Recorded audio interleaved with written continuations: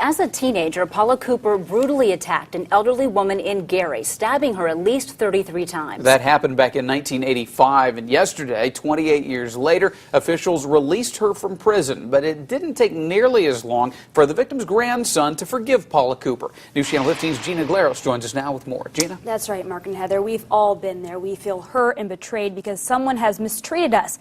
But would you be able to forgive someone who viciously murdered your loved one?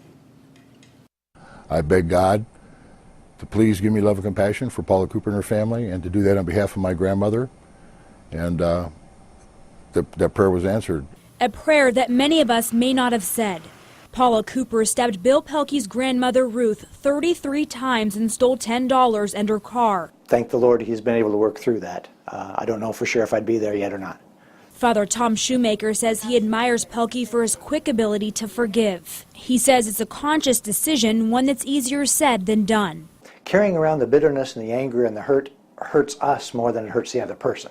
Psychiatrist Dr. Jay Favre says priesthood and psychiatry are a lot alike when it comes to the forgiveness process. You have to be willing to let go of the natural instinct of revenge and not be the judge and jury concerning a person's future. But be careful, because he says previous behavior is the best indicator of the future. That might not have been the case for Cooper. Your frontal part of your brain doesn't develop until you're 23 years old.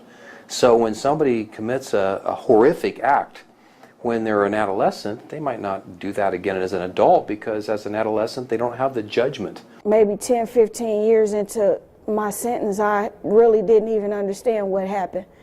Honestly, I mean, I sat and tried to figure it all out. Forgiveness, that some call a gift. Once my heart was touched with compassion and forgiveness took place, I immediately knew that from that moment on, whenever I would think about my grandmother again, I would no longer envision how she died, but I would envision how she lived, what she stood for, what she believed in, the beautiful, wonderful person she was. Cooper is now 43. Pelkey says he wants to help her do good. That's a complicated thing. Thank you, Gina.